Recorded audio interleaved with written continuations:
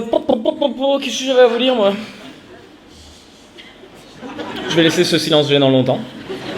J'aurais que vous-même vous fassiez... là, ça devient relou, là. Mais que fait le maire?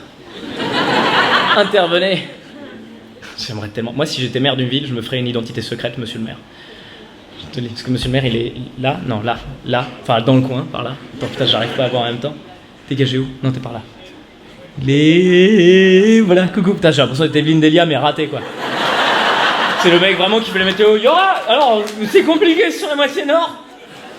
Et donc, monsieur le maire qui est là, ce soir, il est pas que maire. Il est aussi digito-nasal pratiquant. Et ça, c'est très très rare. Putain, je rêve que ta prochaine affiche ce soit ça, s'il te plaît.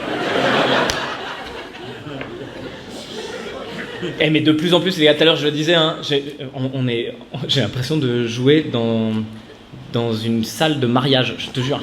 Quand je vois de là, en plus, que ça donne, avec la table du maire, c'est vraiment la table des mariés. Ouais. On s'avance ou pas, cette chenille? Tout Beaugency, enfin, et alentour. Beaugency, c'est la table qui est là, Beaugency. Après, le reste, c'est vraiment des gens qui viennent de Orléans. Ouais, parce que, bah oui, presque Orléans, parce que ce soir, on est à Beaugency. Donc, Beaugency, presque Orléans. Parce que c'est vraiment la tournée des villes presque qui continue. C'est vraiment des endroits, ouais. Ce que j'ai dit tout à l'heure, on y est allé au pif, quoi. On a avancé, on arrive à Beaugency, on a dit, ouais, c'est cool, c'est là qu'on est. Et donc on est ravis de jouer ce soir. Effectivement, la salle est très particulière. C'est la première fois qu'on joue dans cette configuration et qu'on filme dans cette configuration. C'est des tables parce que les gens mangeaient avant. On dirait que j'ai suivi tout un cortège de mariage toute l'après-midi avec ma caméra. Après, je suis monté sur scène. Regardez mon cul!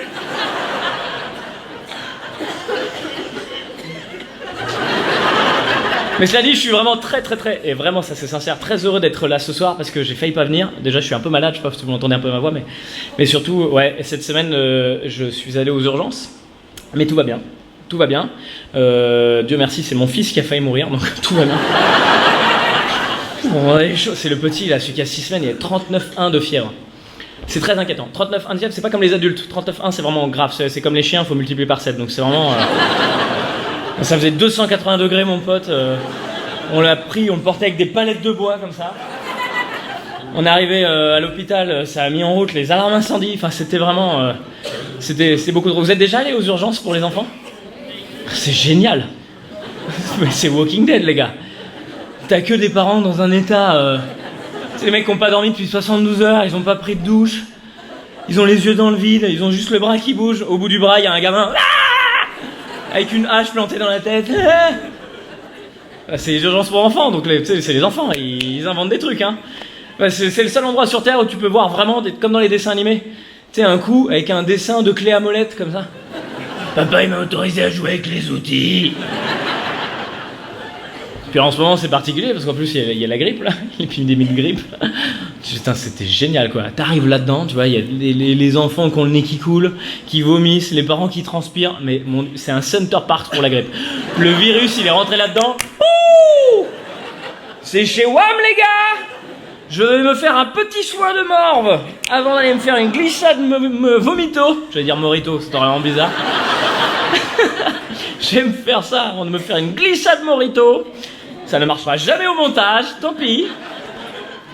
Tant pis, je te jure, vraiment, tu sens l'ambiance, les gens sont pas bien. Je pense qu'un enfant, il vient parce qu'il s'est fait une coupure, il repart avec un pansement, mais également la grippe, le choléra, la peste, le typhus. Après, c'est les urgences, hein, c'est-à-dire qu'il faut pas être très pressé non plus, quoi. Ouais, nous, ça va, on est passé très vite, mais j'ai vu, il y a un mec qui était là. De février 2013, il est arrivé. Son fils, il avait de la barbe. Il était à côté, papa, je te la rembourse ta clé à molette, mais laisse-moi partir.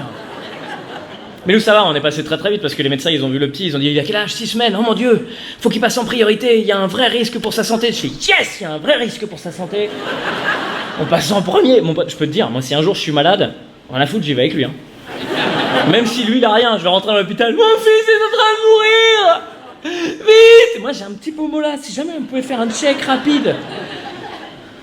Et on a fait des tests toute la journée, évidemment, heureusement tout va bien, sinon je serais pas là, j'avoue. Mais ouais, tout va bien, en fait c'était viral, c'était parce que le vrai doute c'est que ça peut être une infection et vraiment là ça pose problème, mais c'était viral.